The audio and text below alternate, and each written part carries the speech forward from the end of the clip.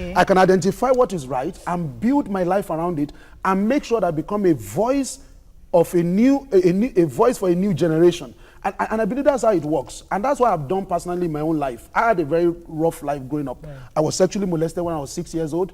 Yeah. When my father wanted to kill me, he would tie my legs, he would tie my hands, he would strip me naked. And that could go on for half a day. I've lost my virginity at the age of 6 and all of that. But the truth of the matter is that when I became 27 years old, I became a Christian. And from then, I began to work on myself. Okay. Today, I'm a direct opposite of how I was raised. Right. And that is a story of personal change. So you've been hearing our conversation. Yes. Where did we grow? I think Jumake asked that question. Yes, we grew up being communal. You know, I grew up a Muslim. And when it was Ileya, my father would share meats. I mean, everybody was waiting for my dad to kill, you know, and the rams, and we share with the Christian sisters. Everybody, in fact, the Christians in our community were waiting for us to bring the meat. But now the Christians say, no, we don't want to. The Muslims say, no, I know. Everybody's now doing their own small groups. How did we get here? Well, I think the fact that we're having this conversation in the first place is a victory for our society, because you hardly see a program who wants to discuss our disposition to people's lives, our disposition to how we value life. So right. I think it's commendable that we are discussing it. And I think that it is conversations like this that will create another narrative for all of us as a people. Yeah. I think the challenge, first of all, is the fact that people pick their habit, their attitude from the society. So you call it socialization. So when you talk about the measure of human life, the way we look at people and all of that goes back to who we have become as a people, the value that we celebrate, the virtues that we promote. And I think those are the critical things. Now, as of today in our country, we are at a place where we celebrate things and we do not celebrate the values behind them. So when somebody rides a good car, you celebrate that thing. You forget the car. You don't celebrate the person. So what value does the person promote? So we focus on things. That's why someone focuses more on the telephone, the worth of the telephone, than human life. Because he needs to use that telephone to pose. If he can use it to pose very well, he can win the next girlfriend. Yeah, well, if he rescues somebody from the pit or from the river or whatever, you know, people might not celebrate him the way they will celebrate him when he carries his phone. So we forget that the life of a man does not consist in the abundance of what he or she possesses. So I think that is the fundamental issue. What do we promote? What do we respect? What do we reward? I think those are the basic things that we need to begin to take a look at. Jumake, and I think Waike are trying to get a position that our government has a big part, because not government, politicians or leaders generally have a big part of this because of the lifestyle they live. They make people feel that, okay, yes, so you've oppressed me, which I want to be like that. And we are saying, maybe not completely, that we as people should have, regardless of how they're behaving, shouldn't our values be strong enough to make us say, you know what, I'll be independent of my society. Well, I think there are two things. Number one, our leaders were not imported. They are not expatriates. They are a product of the society. They are products of this society. They came from this society. Yes. Some leaders also have seen the oppression, have seen what the people appreciate, and when he gets there, he's waiting for his own day of emancipation. Right. So when he drives in power, he does what other people have been doing. Now, this is the issue. I think when it comes to value to life, I think there are two institutions that are responsible. Number one, a life in the state of nature was said to be nasty, brutish, and short. Now, which means that in the state of nature, it was the survival of the fittest. Right. Yes. But because it was the survival of the fittest, the inhabitants of the state of nature were looking for a way forward. That is what led to the whole idea of a state, civilization, and the rest of it. Okay. Which means the measurement of the state of nature is the value they attribute to life. Which means the measurement of the state of civilization, where we have a government, where we have a state represented by a government, it's also the value they place on life. So that's why the chapter 2 of the Nigerian Constitution says the welfare and the security of the people shall be the primary aim of government. The welfare. So in the state of nature, people committed crimes. They were not asked any question. They committed crime. I mean, if a young lady, if a couple, just come back from their honeymoon, and the king saw the lady very beautiful, the king will call the lady, call her into his palace, decide that he has become a new wife in his harem, then castrate the husband. Nothing will happen. It was the survival of the fittest. Now, how do we measure? The major feature of the state of civilization is how we value human life. That's why in developed country, for example, America says the value of a human life is put at between $70 and $90 million. That's the life of a human being. Of an American. Of an American. Now, translate that to 314 naira times 90. So it turns into billions. That's the value of a human life. In so America. The question we have to ask... That is why if an American is trapped anywhere in the world, they will go after and go and get the person. Because no matter what, they know that whatever they are going to spend to rescue that... I beg to disagree. They know that whatever they are going to spend to rescue that person is not up to the quality of life of the person. Right. Now, this is it. This is my conclusion. My conclusion is this. If we talk about civilization in the true sense of it, now people watching after people's gari and okra and all of that, that's not a mark of civilization, and that's not a mark of communal living.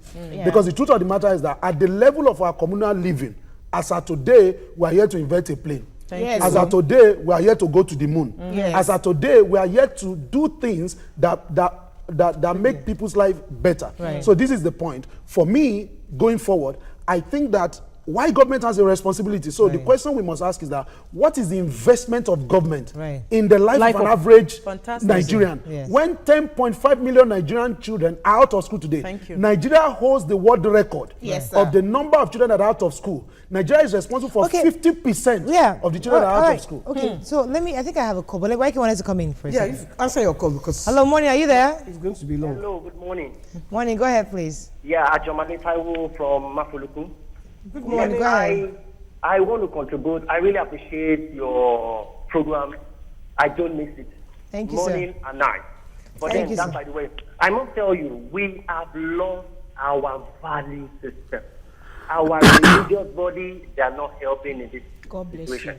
Now, you must understand the fact that an average politician, either their children, they drive luxury cars, they push so many things in the faces of the average and the poor people. And here you are, we are celebrating them because of whatever material they have. And we fail to teach our own children the right thing. Rather, we want to push them to doing the wrong thing just to have the same or be at the same level with such people.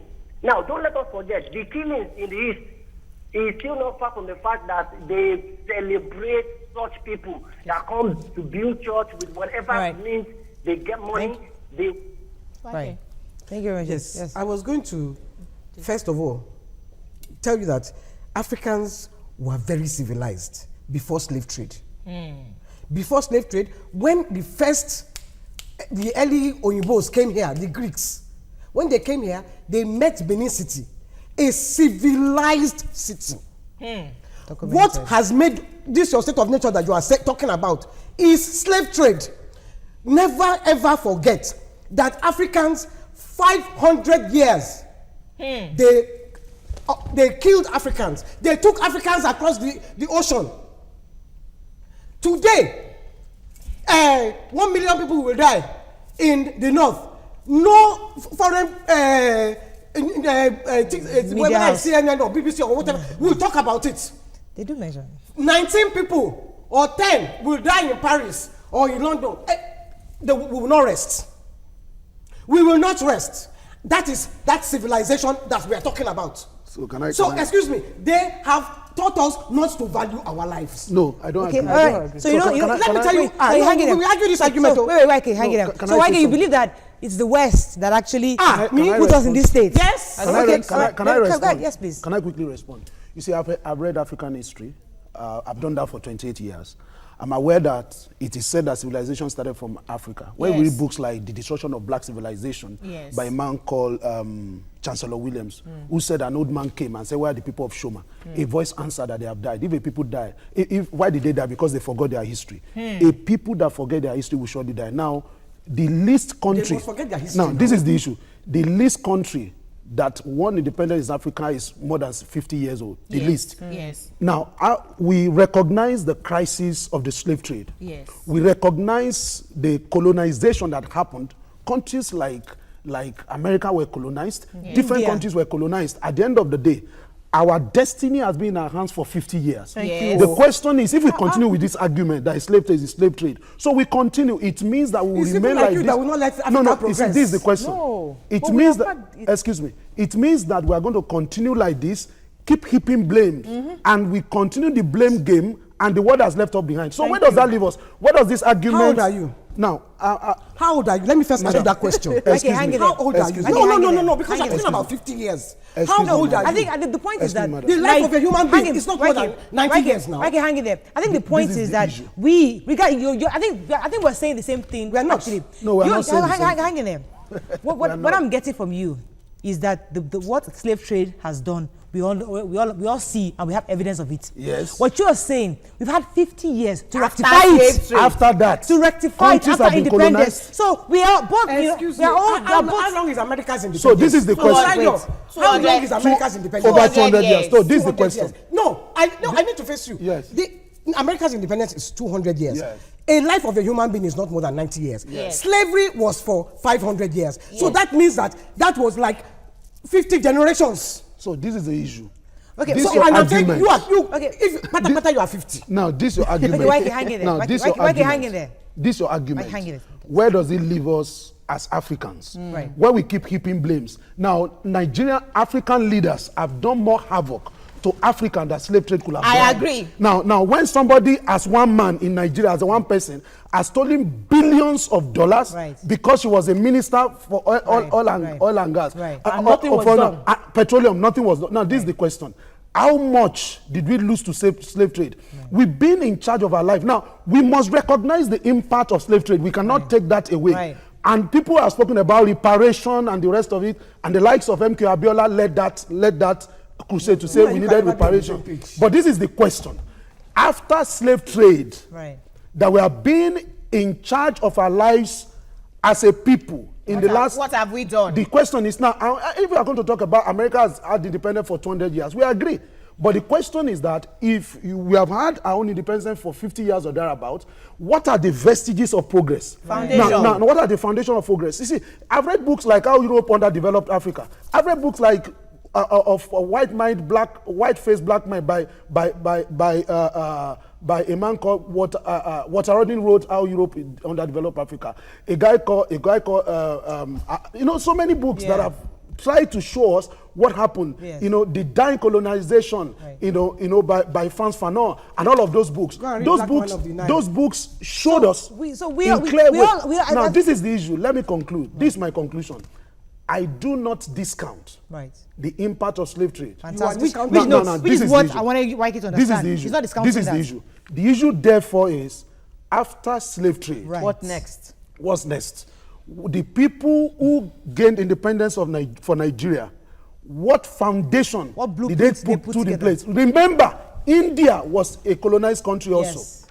But between when Gandhi, led his people Right. to gain independence as today, India has improved. So when you combine colonization and you combine slave trade and all of that, the question therefore is, where do we go from here? Right. Okay. And that should not help us to distract from the issue.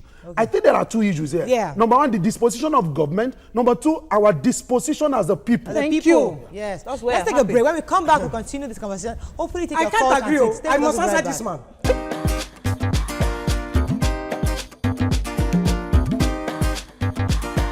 Welcome back to Your View.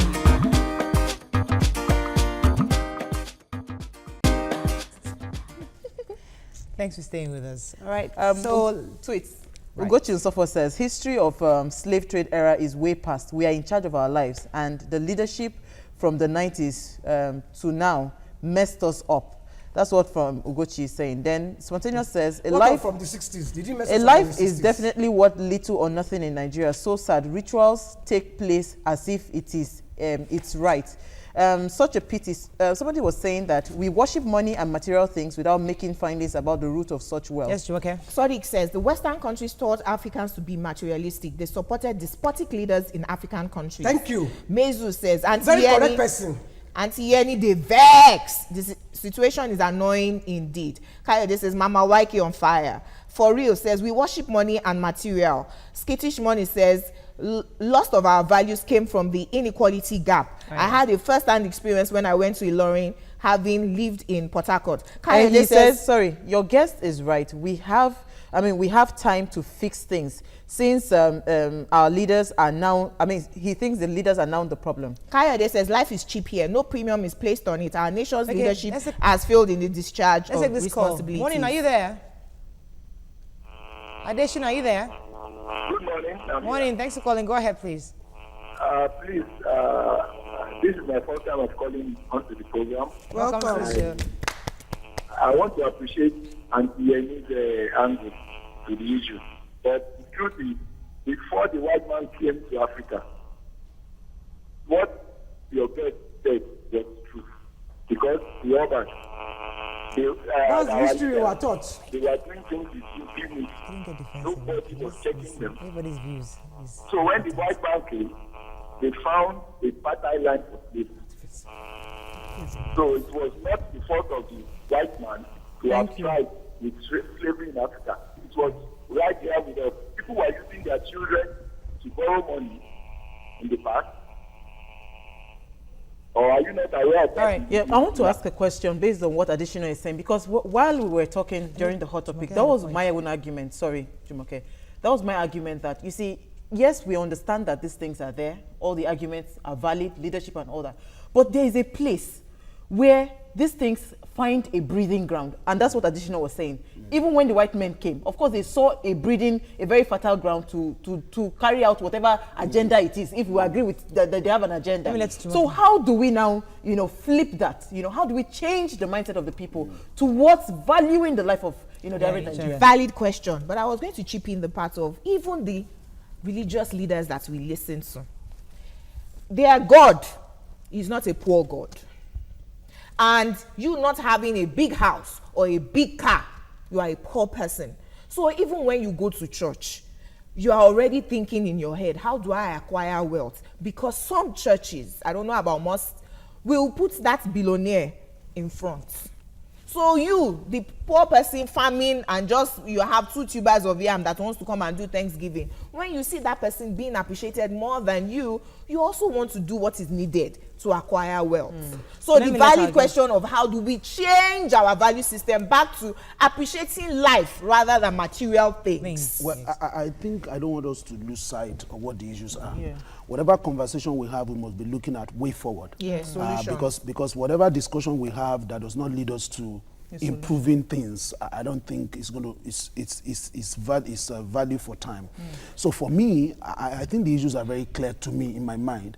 I haven't understood that human life is the most priceless treasure on the face of the earth. Even when things are destroyed, it takes human beings to rebuild them.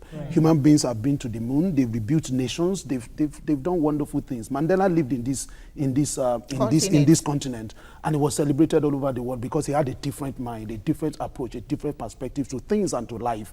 So I think the number one thing we need to look at, for me, is the fact that no matter where we are right now, there is a conversation we need to begin to have, which needs to create another narrative which agrees with value for human life. Now, this is the question. When a crime is committed, why do people commit crime? People commit crime for 3 reasons. Number one, the commitment to commit crime. They have that will. Number two, the lucrativeness of the crime. When crime becomes lucrative. Number three, the possibility of escape. Now, when people 10 minutes away from a police station, 10 minutes away from Channels TV, from a few years ago, a 13-year-old boy was lynched. What happened at the end of the day? When Dagreen died, how did he die? A police officer confiscated a vehicle in front of Alakara police station and left it on the road. And this young man, drove into it in the night. And again, you can say it's lifestyle or whatever, but there's no law against driving in the night. Wandering is not a law. It's not an offense. Right. So he ran into that vehicle till today. Who was prosecuted? Who was brought to book? Who parked the car there? Who parked the car there? What happened to that police officer? So the other day I read that some people were manning the former president's house, stole some things from his house, and they were dismissed from the police force. What happened to those who perpetrated that? Now we have lost count of so many good Nigerians. Lake Hashimi of Channels died under a trailer, packed, Doyalaro. What happened after that? So the question therefore is, Bola Ige was murdered. See today, who was tried? Delegiwa and the rest of it. So when people commit crime and they get away with it, and they know that there's an escape, is one issue. Let me take this quick call from Ayodamala. He's still there from Oshogbo. Oh, sorry. Sorry, lost that. So that's number one. Number two is that we need to address ourselves. Now, number two, so how do we address ourselves? We must understand that people come from families. Families are the moderators of values. The question is, from a child, what values do you promote? Now, I recognize that there's a socialization that promotes materialism and all of that. Yeah. I know that there's a socialization that promotes even at religious level. That must be understood. But in my own home, if I understand the issues, what do I want to inculcate in my children? May I interrupt you, sir? Yeah. Now, if you inculcate the good values in your children, and you die in poverty, never being appreciated, and your children see their neighbor who did not inculcate the same values in them, he was celebrated, giving OFR, FNN, this. Do you know why we became materialistic? Because we saw that going the route of being good, your only reward is in heaven. No, but this is the issue. You see the men who did not steal in civil service die on pensioners' queues. But this is the issue. At the end of the day, yes, do we say because killing people, somebody like Evans lived in my estate, stinkingly rich. Yes. We passed through that place and we saw the beautiful mansion he was occupying. During the Christmas, we could give him an award for the most decorated building in that my estate. Now, but at the end of the day, what happened? Now he's been apprehended. Yes. Now, do we say because that becomes lucrative, then we should follow that path? No. Now, this is the issue. The issue for me is that at the end of the day, the book that I read says a good name is to be desired more than silver and gold. I agree. It doesn't matter what is happening around me. If I want to do the right thing, doesn't matter how many people are standing against what is right. Okay. I can identify what is right and build my life around it and make sure that I become a voice of a voice for a new generation. And I believe that's how it works. And that's what I've done personally in my own life. I had a very rough life growing up. I was sexually molested when I was 6 years old. When my father wanted to kill me, he would tie my legs, he would tie my hands, he would strip me naked. And that could go on for half a day. I've lost my virginity at the age of 6 and all of that. But the truth of the matter is that when I became 27 years old, I became a Christian. And from then, I began to work on myself. Okay. Today, I'm a direct opposite of how I was raised. Right. And that is a story of personal change. Right. And that can be the story of a national change, society. of an African And let me society. round with this tweet. Odun says, until we stop blaming other people for our apparent failure, we will continue to give our politicians excuses to fail us. Olivia's daddy says slave trade is different from colonization. Your guests should understand. India didn't experience slave trade. Okay, Thank you. And India, if you go there, they are suffering. The poor people are suffering. All right, so don't come and be calling India as if India is one. I thought you wanted to give us something nice. No, as the last word. I'm answering. Okay, let's take it. That's all we can take on the show today.